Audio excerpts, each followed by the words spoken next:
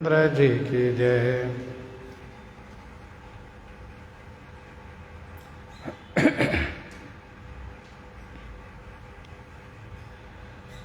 गोस्वामी जी महाराज पूर्व प्रसंग में वर्णन किए श्री सुमंत्र जी अपने दुख को भुला करके महाराज के दुख को कम करने के लिए समझा रहे हैं।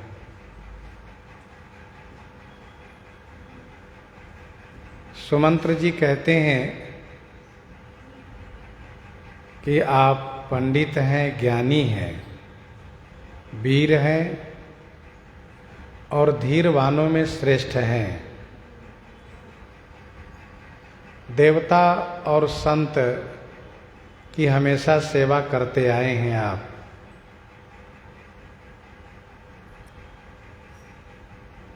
जीवन में ये द्वंद्व जो है हमेशा ही प्राप्त होता रहा है सभी को। अब ये द्वंद्व है क्या? तो जैसे जन्म मरण, दुख सुख, हानि लाभ, प्रिय का मिलन और वियोग।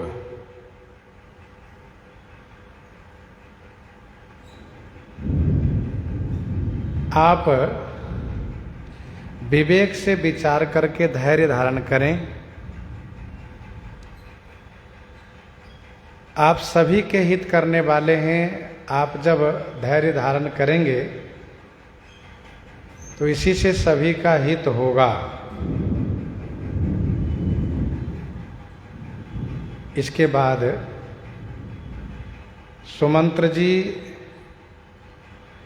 श्री राम जी की यात्रा में प्रथम निवास तमसा तट पर, दूसरा निवास श्री गंगा जी के तट पर जो हुआ उसकी चर्चा किए। श्री राम जी जब नौका में बैठ करके पार होने के लिए तैयार हुए तब उन्होंने मुझे व्याकुल देख करके कुछ इस प्रकार से आपके लिए कहा कि मेरा प्रणाम पिताजी से कहिएगा, उनके चरण कमल को मेरी ओर से बार बार पकड़िएगा, हाथ जोड़ करके उनसे विनती कीजिएगा कि उनकी कृपा से, उनके पुण्य के प्रताप से वन मार्ग में मुझे हमेशा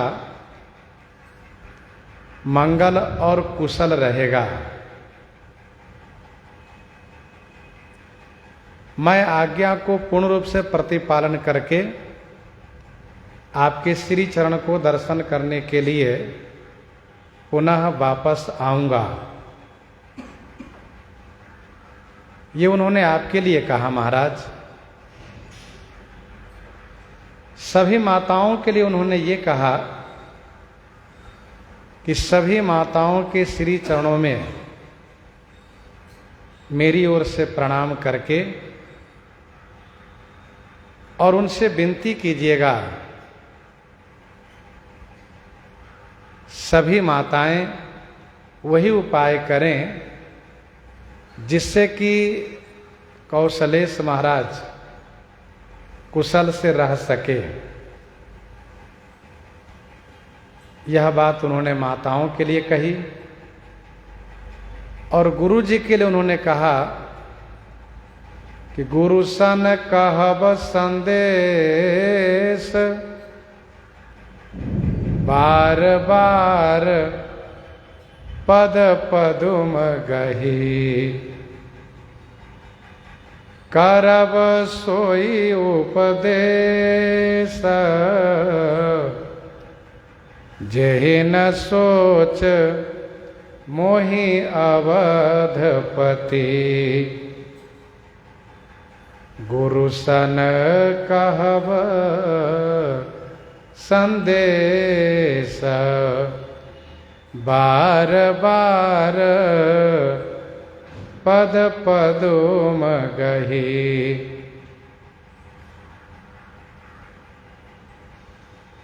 बार बार पद पदुम गही, गुरुसन संदेश कहब। बार बार उनके पद पदुम माने चरण कमल को, गही माने पकड़ करके गुरु जी से मेरा यह संदेश कहिएगा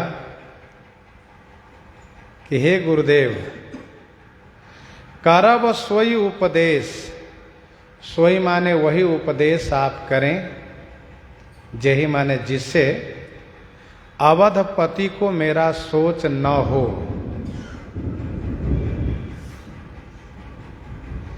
गुरुसन कहब संदेश, बार बार पद पदुम गही।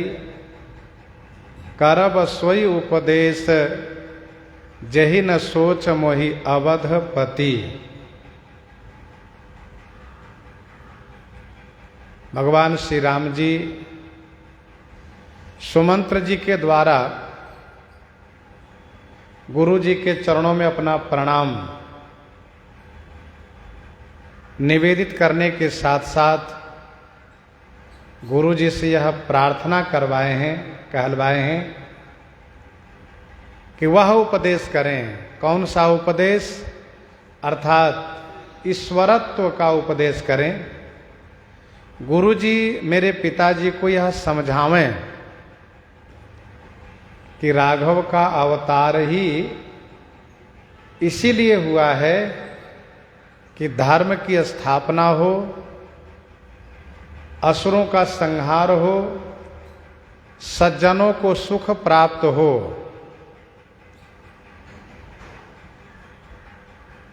तो यह उपदेश करने के लिए श्री राम जी ने गुरु जी से कहा है संदेश में।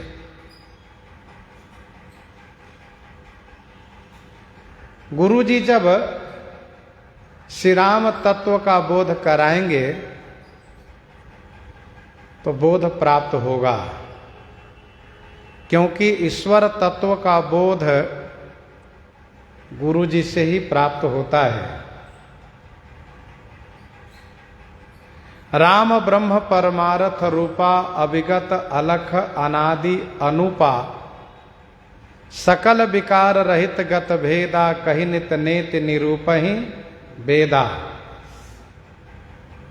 भगत भूमि भूसुर सुर भी सुरहित लागे कृपाल, करत चरित धरि मनुज तना, सुनत मिटहि जगजाल। सुनत मिटहि जगजाल। इस रहस्य को प्रकट करते हुए गुरुजी पिताजी को समझावें।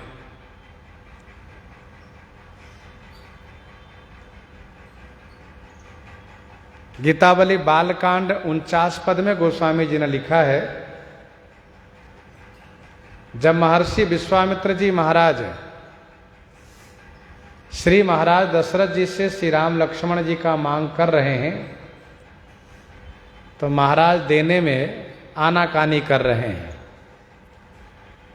देना नहीं चाह रहे हैं। तो वहां पर गोस्वामी जी ने लिखा है कि गुरु वशिष्ठ समझाई कहो, गुरु वशिष्ठ समझाई कहो, तब ही हरसाने शेष शयन। गुरु जी ने जब समझाया है तब महाराज का मोह भंग हुआ है। श्री राम जी गुरु जी के लिए यह संदेशा भेज रहे हैं और लंका कांड में हम आप श्रवण करेंगे। जब श्री राम जी के सामने श्री चक्रवर्ती जी स्वर्ग से आए हैं तो उसी पुत्र भाव से बड़े दुखी दिखाई दिए हैं। तो श्री राम जी इनको ज्ञान प्रदान किए हैं। कैसे? कहा देख करके, चितई पितहि दीन्हेउ दृढ़ ज्ञाना। क्या देख करके? तो रघुपति प्रथम प्रेम अनुमाना। श्री राम जी ने देखा कि पिताजी में वही प्रेम उमड़ रहा है जो प्रेम वनवास के समय में उमड़ रहा था। और तब तो पांच भौतिक शरीर को परित्याग करके दिव्य शरीर को प्राप्त करके स्वर्ग में पहुंचे, और फिर वही उनका वह प्रेम उमड़ रहा है। तो श्री राम जी उस प्रेम को कम करने के लिए ज्ञान दिए, और फिर महाराज को श्री राम जी का ईश्वरत्व का बोध हुआ, और फिर महाराज प्रसन्नता पूर्वक वहां से प्रस्थान किए हैं।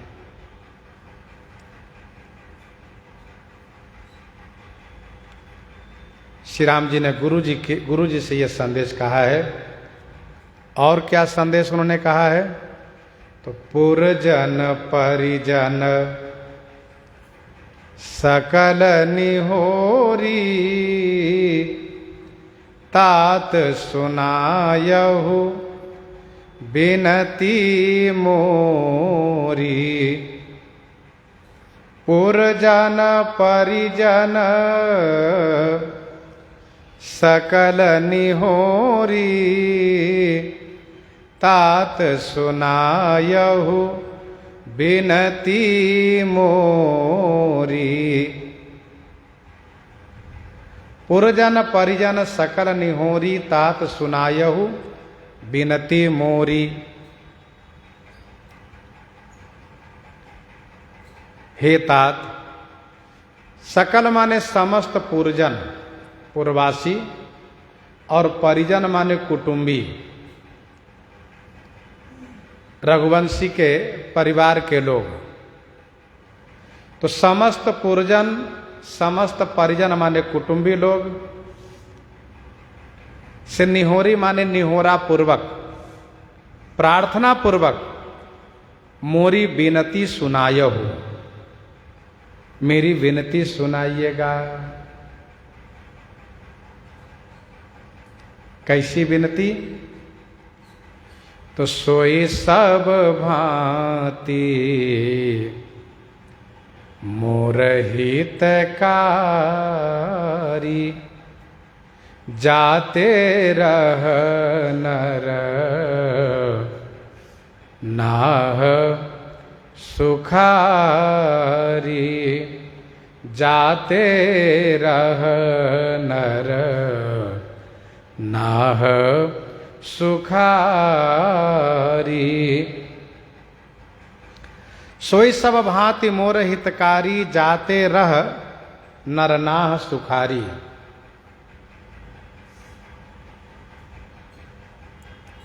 सोई माने वह, सब भांति माने सब प्रकार से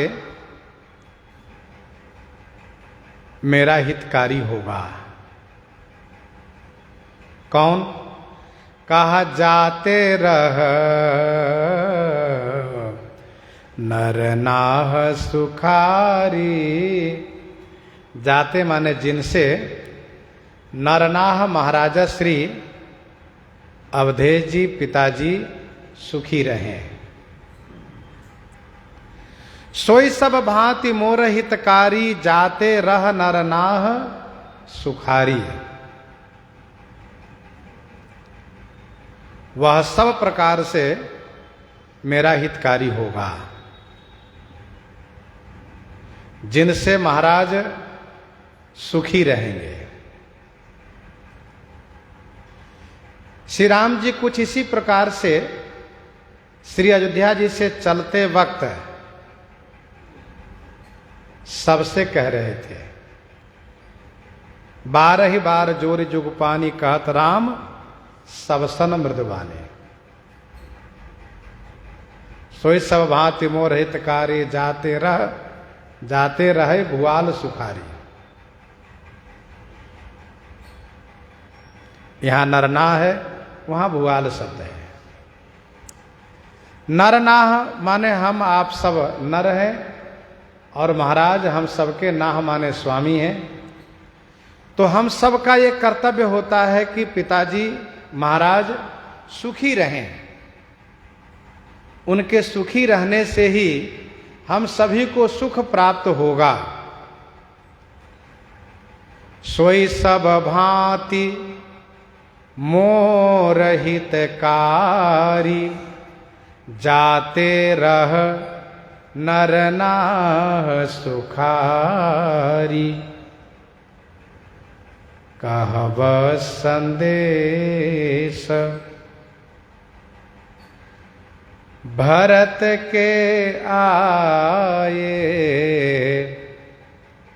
नीति न तजिए राजपद पाए।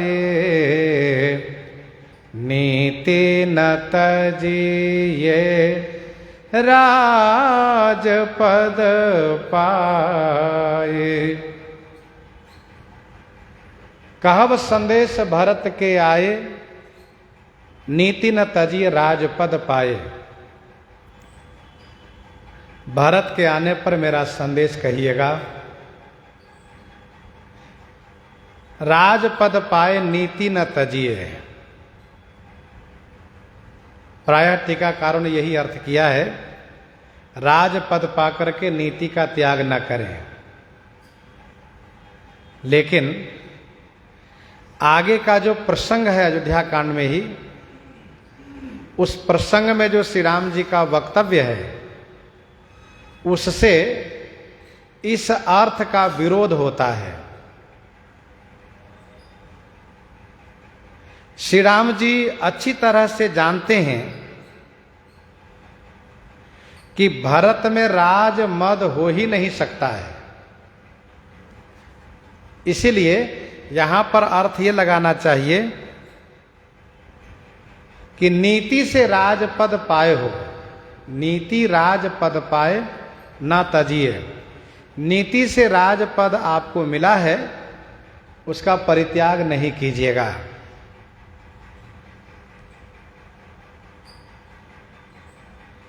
नीति पूर्वक राजपद पाए हो, उसका त्याग न करिए।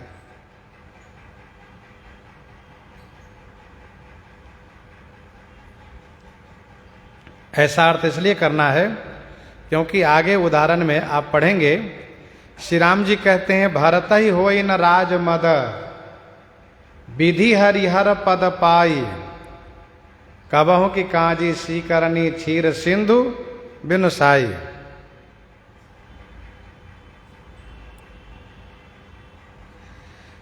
वैसे संसार में प्रायः लोगों में राजमद होता है, लेकिन जो अचवत नृपमात ही ते ही, जिन गुरु साधु सभा नहीं सेई, उनको राजमद व्याप्त होता है। जग बौराए राजपद पाए, सबते कठिन राजमद भाई। लेकिन श्री भरतलाल जी में राजमद हो ही नहीं सकता।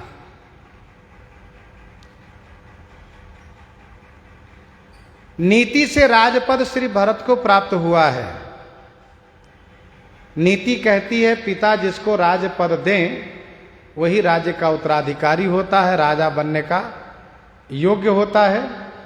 वेद विदित सम्मत सब ही का, वेद विदित सम्मत सब ही का, जही पितु देई सो पावई टीका। वेद विदित सम्मत सब ही का, जही पितु देई सो पावई टीका। जिन्हें पिताजी राजपद दें वही राजपद के अधिकारी होता है। इसलिए श्री राम जी ने संदेश में कहा कि नीति से राजपद आपको प्राप्त हुआ है, नीति युक्त है, अनीति नहीं है, इसलिए राजपद को आप स्वीकार करिएगा। श्री राम जी के मन में यह चिंता है कहीं ऐसा न हो कि भरत राजपद स्वीकार न करें। इसलिए श्री राम जी संदेश में कहते हैं कि नीति न तजिए राजपद पाए। वैसे धर्म से राजपद के अधिकारी श्री राम जी हैं। धर्म से राजपद के अधिकारी श्री राम जी हैं। जेठ स्वामी सेवक लघु भाई, यह दिन कर कुल रीति सुहाई। जेठ स्वामी सेवक लघु भाई, यह दिन कर कुल रीति सुहाई। लेकिन नीति के द्वारा श्री भरत को राजपद दिया गया है। अब प्रश्न ये उठता है कि जब नीति युक्त श्री भरत को राजपद प्राप्त था, नीति युक्त जब राजपद प्राप्त था तो इन्होंने राजपद स्वीकार क्यों नहीं किए? राज क्यों नहीं स्वीकार किए? इसका समाधान यह है, नीति अपनी जगह है, भक्ति अपनी जगह है। जो भक्ति पथ पर चलने वाले होते हैं उनके जीवन में भक्ति प्रधान होती है। भक्ति युक्त नीति का पालन करते हैं। यदि भक्ति विरुद्ध नीति है तो उसका पालन वे नहीं करते हैं।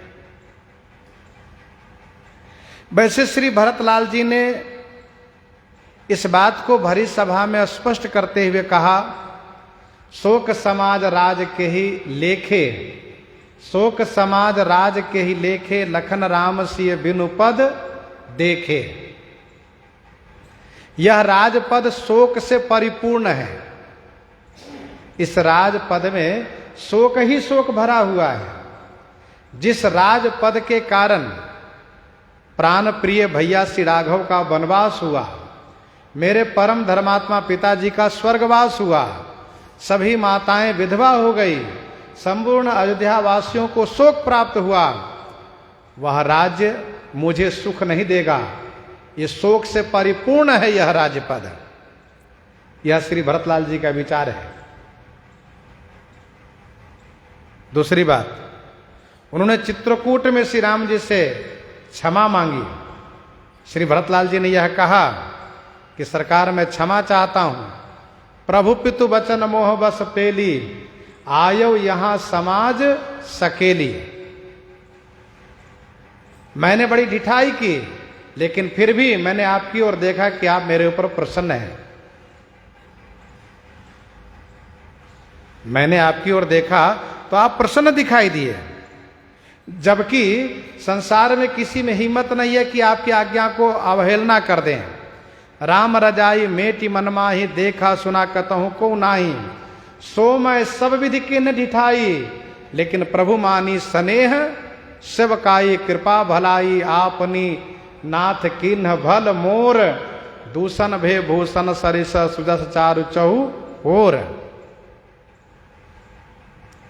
तबहु कृपाल हेरि निज ओरा, सबहि भांति भल मान्यु मोरा। तो कहने का भाव यह है कि यह राजपद नीति सम्मत है, लेकिन श्री भरतलाल जी भक्ति कर रहे हैं, भक्त हैं, इसलिए उन्होंने राजपद स्वीकार नहीं किया।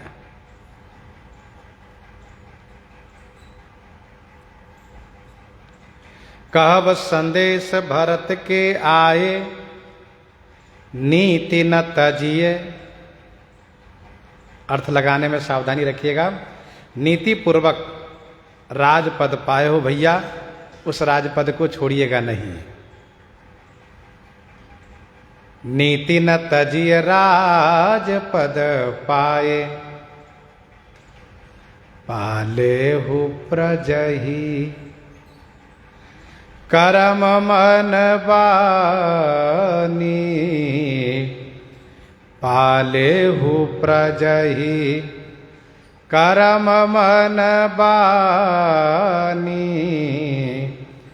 सेयहु मातु सकल समजानी, सेयहु मातु सकल समजानी,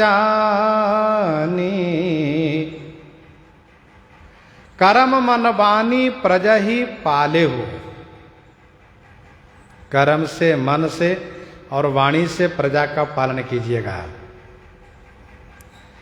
सकल मातु सम जानी सेयहु, सभी माताओं को सम माने बराबर जान करके सेयहु माने सेवन कीजिएगा, उनकी सेवा कीजिएगा।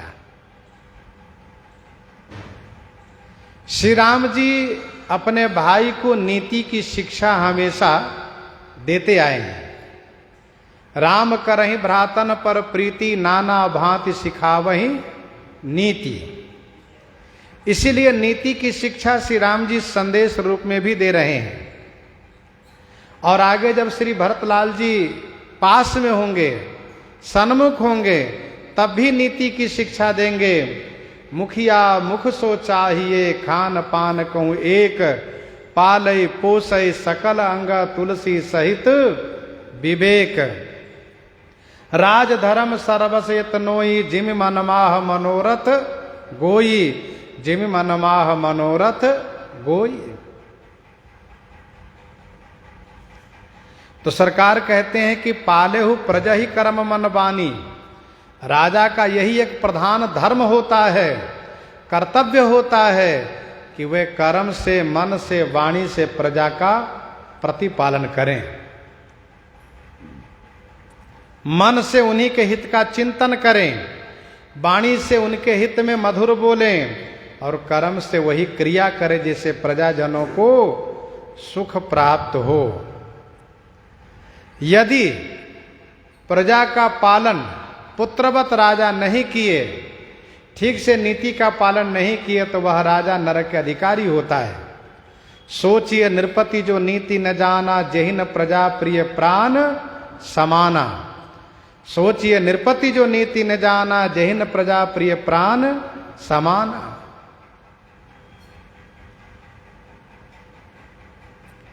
पालेहु प्रजहि करम मन बानी, सेयहु मातु सकल समझानी, सेयहु मातु सकल समझानी। सभी माताओं को बराबर मानिएगा।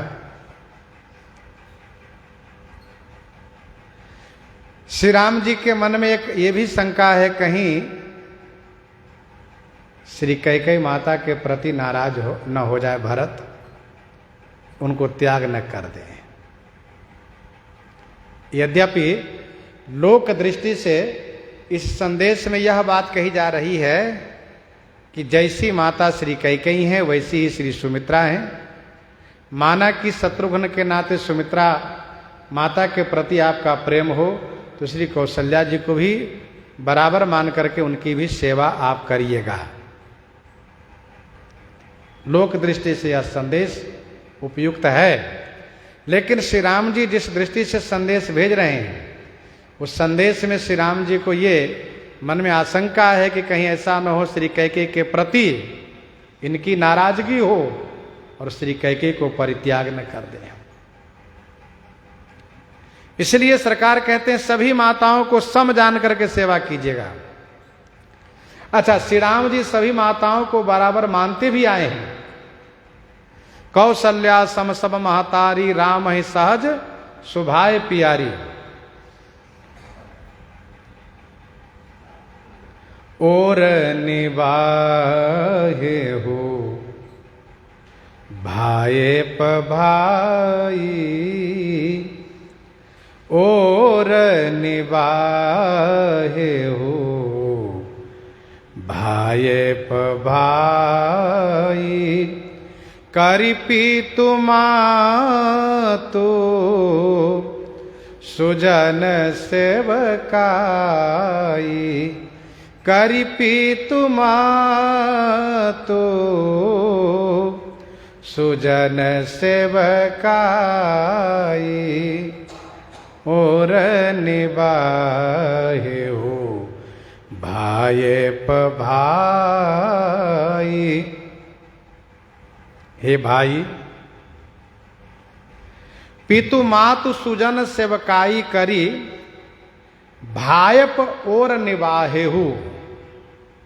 हे मेरे भाई भरत, पिता माता और सुजन माने स्वजन, कुटुंबी लोग, परिवार के लोग, सबकी सेवा करके, भायप माने भाई पना को, और माने अंत तक निर्वाह कीजिएगा। और निवाहे हो भाई भाई करिपे तुमा तो सुजन सेवकाई।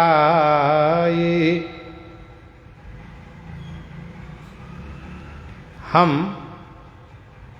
पिताजी की आज्ञा को पालन कर रहे हैं। आप घर में पिताजी, माताजी और स्वजन इन सब की सेवा करिए और भाई पना का निर्वाह कीजिए। अर्थात हम सब आपस में भाई प्रेम बनाए रखेंगे, एक दूसरे के कर्तव्य को समझेंगे, एक दूसरे को सहयोग करेंगे, तो यही भाईपना का निर्वाह होगा।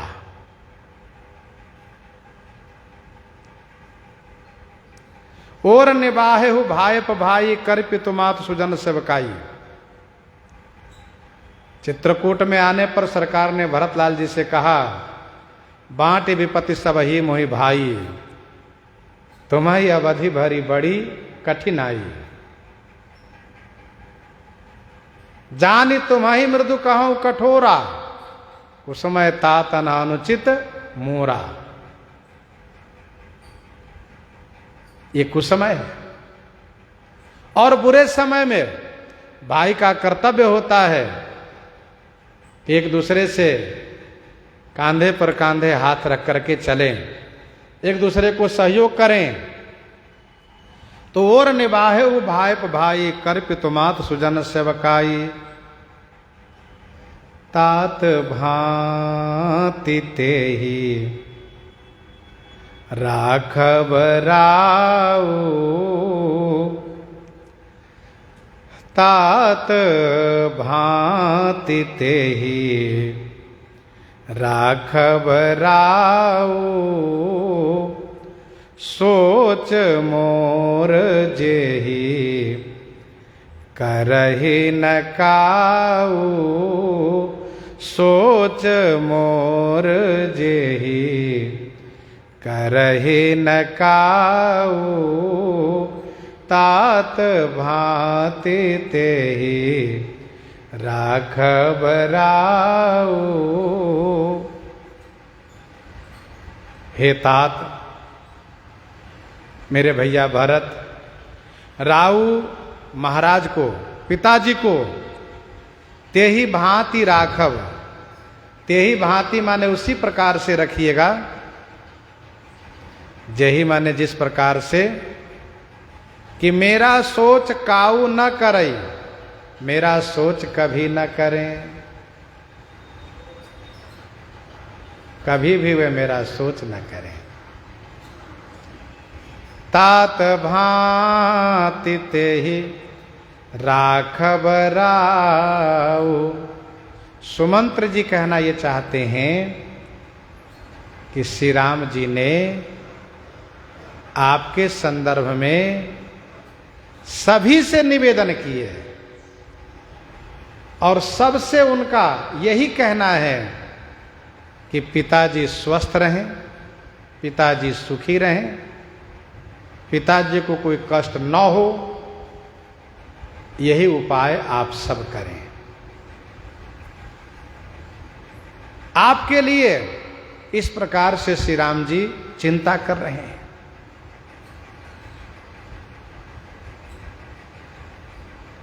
तात भांति तेहि राघव राऊ, सोच मोर जेहि करहि न काऊ। काऊ माने कभी भी पिताजी मेरा सोच न करें। आप उस प्रकार से पिताजी को रखें।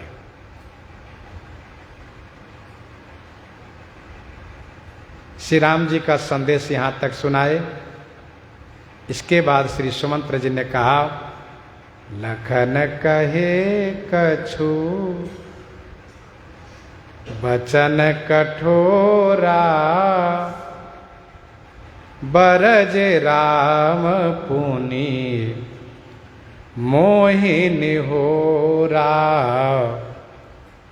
लखन कहे कछु बचन कठोरा बरज राम पुनि मोहिनी होरा। लखन कहे कछु बचन कठोरा। श्री लक्ष्मण जी ने कुछ कठोर वचन कहा तो श्री राम जी उन्हें बाराजी माने रोक करके, मना करके, उन्हें चुप करा करके, उन्हें डांट करके और मोहि निहोरा, मुझसे निहोरा किए। मोहि निहोरा माने मुझसे निहोरा किए, मुझसे प्रार्थना किए। लखन कहे कछु बचन कठोरा बरज राम पुनि मोहि निहोरा।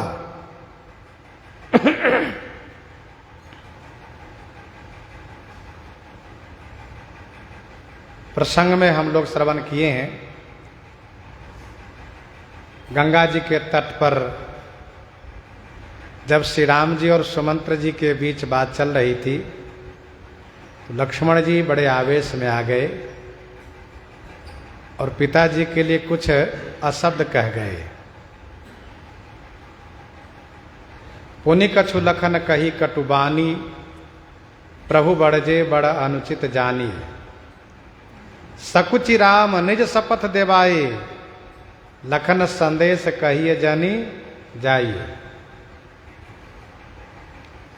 और प्रश्न ये उठता है कि श्री राम जी जब अपनी शपथ दिला चुके हैं तो श्री सुमंत्र जी ने फिर इस बात की चर्चा क्यों की?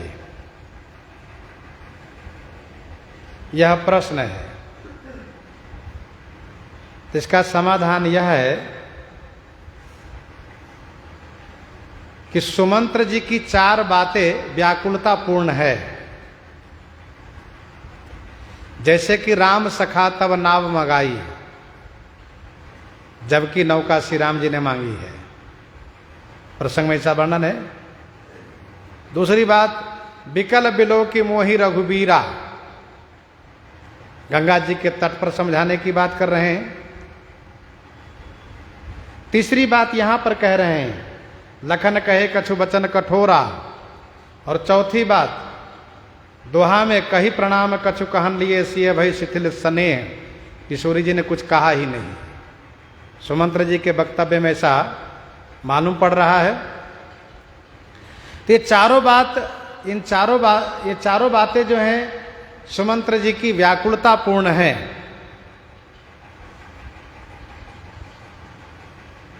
तो व्याकुलता में, घबराहट में स्वाभाविक है कि सब बातें याद नहीं रहती है। जो बातें याद आती है वही कह दी जाती है। दूसरा इसका समाधान यह है कि महाराजा श्री अवधेश जी ने तीनों का संदेश पूछा है। कहुसिय राम लखन संदेशु, कहुसिय राम लखन संदेशु, तीनों का संदेश सुनाइए। क्या कहा है तीनों ने मेरे लिए? तो सुमंत्र जी ने सोचा कि महाराज को तीनों की बात मुझे कहनी चाहिए जिससे महाराज को संतोष हो। अच्छा, इनका नाम सुमंत्र है, सुंदर मंत्रणा देने वाले हैं, युक्ति पूर्वक बातें कर रहे हैं। सुमंत्र जी ने केवल इतना कहा कि लखन कहे कछु बचन कठोरा, लेकिन यह स्पष्ट इन्होंने नहीं किया कि लक्ष्मण जी ने कठोर वचन कहा किन के लिए, इसको स्पष्ट नहीं किया। बस केवल इतना ही कहा कि लखन कहे कछु वचन कठोरा। बहुत संभव है कि महाराजा श्री चक्रवर्ती जी को यह बात इस रूप में समझ में आई होगी कि सभी लोग कैकेयी के प्रति नाराज हैं, लक्ष्मण ने भी कैकेयी को ही कटु कहा है, क्योंकि जहां तहां दे कैकई गारी, सब कैके को गाली देते हैं, यही पापिनी बूझी का पर्यो। कुटिल कठोर कुबुद्धि अभागी, भई रघुवंश बेनुबन आगी।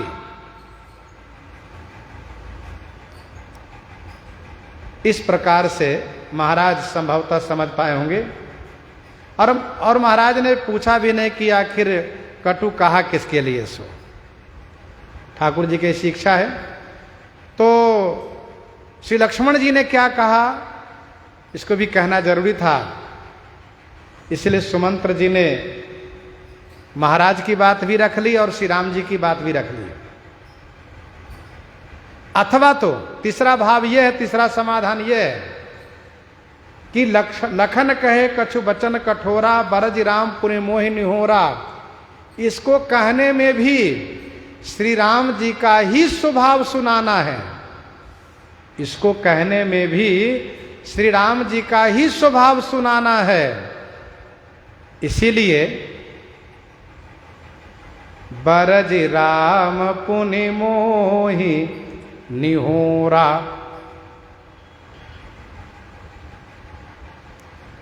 बार बार निज शपथ देवाई, बार बार निज शपथ देवाई। कहवे न तात लखन लरिकाई, कहवे न तात लखन लरिकाई। ये श्री राम जी का स्वभाव है। बार बार निज शपथ देवाई, कहवी न तात लखन लरिकाई। श्री राम जी ने बार बार अपनी शपथ दिलाई। श्री राम जी ने कहा मेरी शपथ है मंत्री जी, लक्ष्मण का लड़कपन पिताजी से नहीं कहिएगा। स्पष्ट कहा। सकुचि राम ने जो शपथ दिलाई वहां पर है, और यहां पर भी सुमंत्र जी कहते हैं बार बार ने शपथ दिलाई।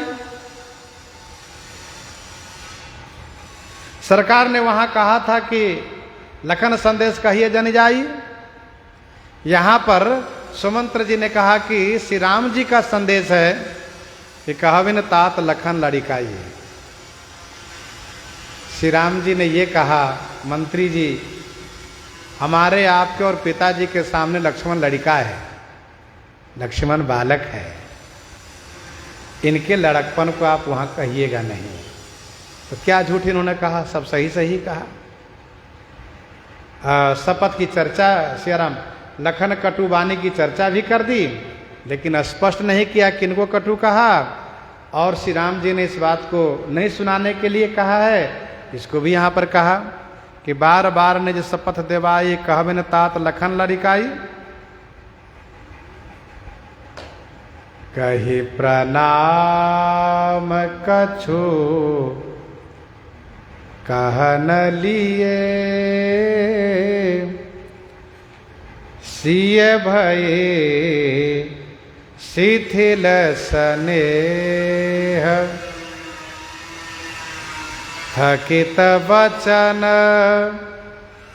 लोचन सजल, पुलक पलवित देह, पुलक पलवित देह।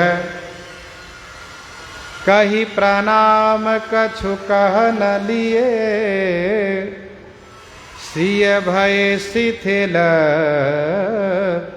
स्नेह। कही प्रणाम कछु कहन लिए, सिय भय शिथिल स्नेह। प्रणाम कह करके श्री सियाजू कुछ कहना चाहिए। कही प्रणाम, उन्होंने पहले कहा कि मेरी ओर से पिताजी को प्रणाम कहिएगा। और प्रणाम कहिएगा ऐसा कह करके उन्होंने जब कुछ कहना चाहा, प्रणाम कह करके उन्होंने जब कुछ कहना चाहा तो वह स्नेह में शिथिल हो गई, कुछ कह नहीं पाई। सिए भई शिथिल स्नेह, थकित वचन, उनके वचन थकित माने रुक गए, स्तब्ध हो गए। लोचन सजल, नेत्र सजल हो गए। और पुलक पल्लवित देह, और उनकी देह पुलक से, पल्लवित माने रोमांचित हो गई। उनकी देह पुलक से पल्लवित हो गई अर्थात रोमांचित हो गई। जबकि श्री किशोरी जी ने बहुत कुछ कहा है, लेकिन सुमंत्र जी महाराज कुछ भी नहीं सुना पाए।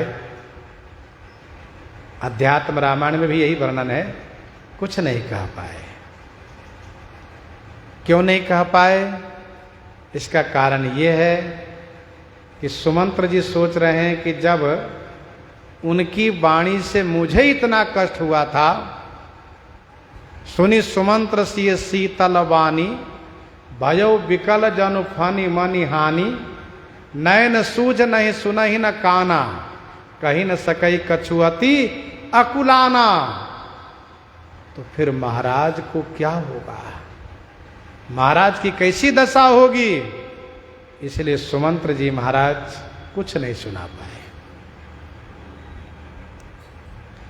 कही प्रणाम कछु कहन लिए, सिय भय शिथिल स्नेह, थकित वचन लोचन सजला, पुलक पल्लवित देह, पुलक पल्लवित देह। तेहि अवसर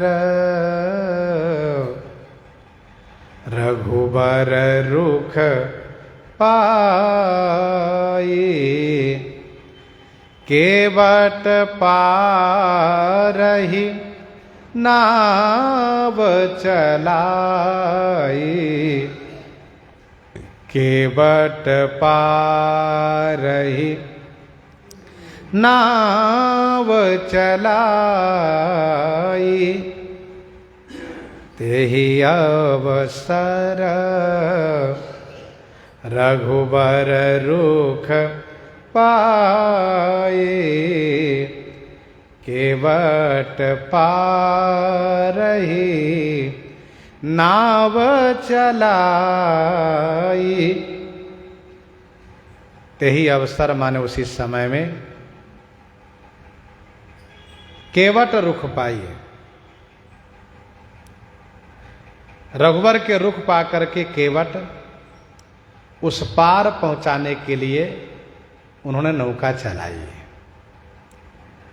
तेही अवसर माने उसी समय में रघुवर श्री राम भद्र जी के रुख पा करके, उनके इशारा पा करके, उनकी आज्ञा पा करके,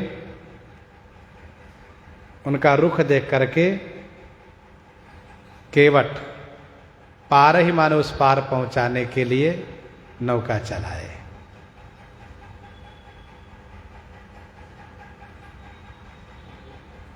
राम सखा तब नाव मगाई, प्रिया चढ़ाई चढ़े रघुराई।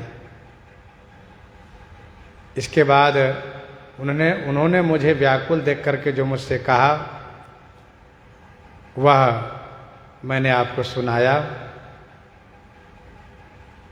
रघुवर के रुख पा करके श्री राम जी की ओर देखा केवट ने, इनका रुख पा करके केवट ने नौका चलाई। महाराज रघुकुल तिलक चले ये भांति, रघुकुल तिलक चले ये भांति, देखे उठाड़ कुलिस धरि छाती, देखे उठाड़ कुलेश धरी छाती।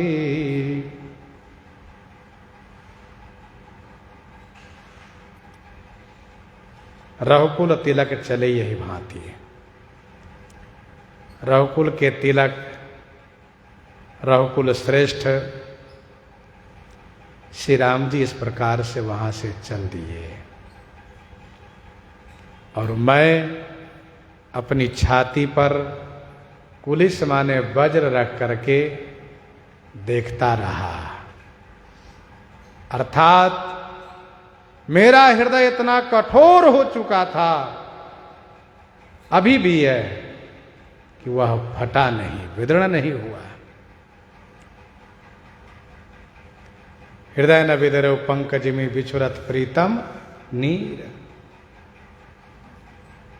मैं वहीं खड़े होकर के देखता रहा। देख उठाड़ कुलिस धरी छाती।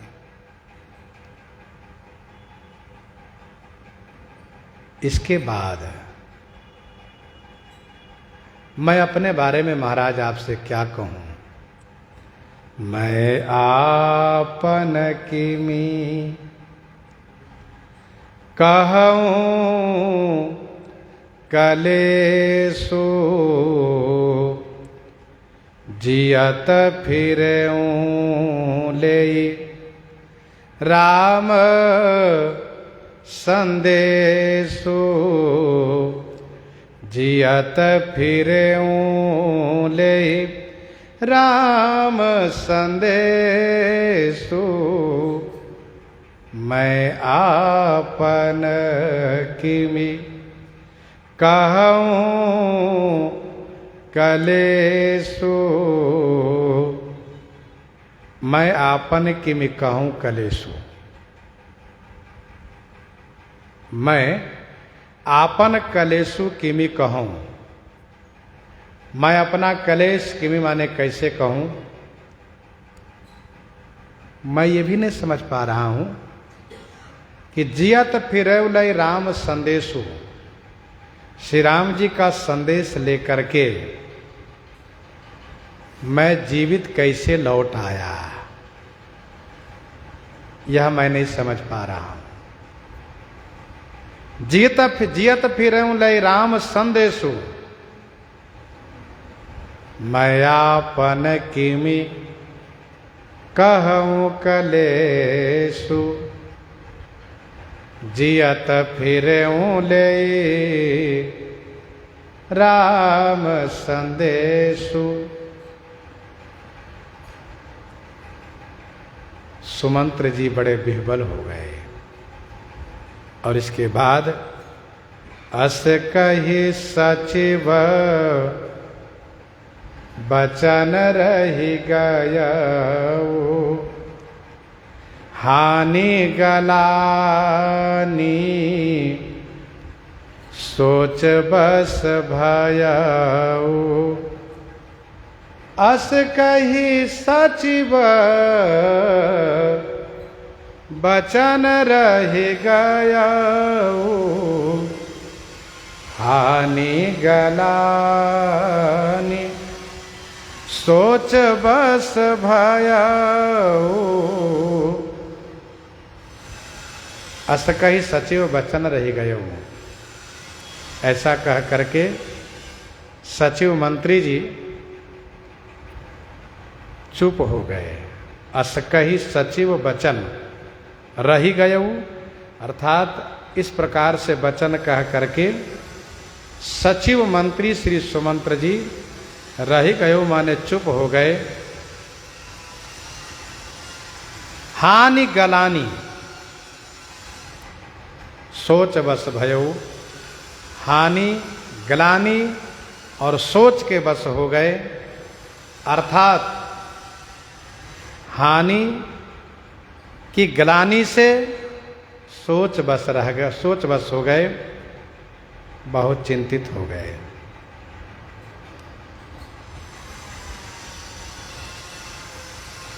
मंत्री जी के बोलने का उपक्रम है। सचिव धीर धरि कह मृदुबानी, महाराज तुम पंडित ज्ञानी। सचिव धीर धरि कह मृदुबानी, महाराज तुम पंडित ज्ञानी। यहां तक उन्होंने कहा। ऐसा वचन कह करके मंत्री जी चुप हो गए। हानि गलानी सोच बस भयो। हानि तो बहुत बड़ी हुई है। कर्मी जही सिर धुनि पछताही, मनोह कृपिन धन राशि गंवाई। मानो संपूर्ण धन राशि गंवा बैठे हैं।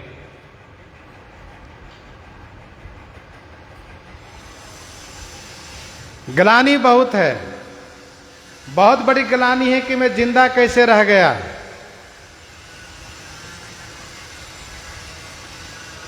और सोच है, सुमंत्र जी को सोच है कि महाराज बच नहीं पाएंगे,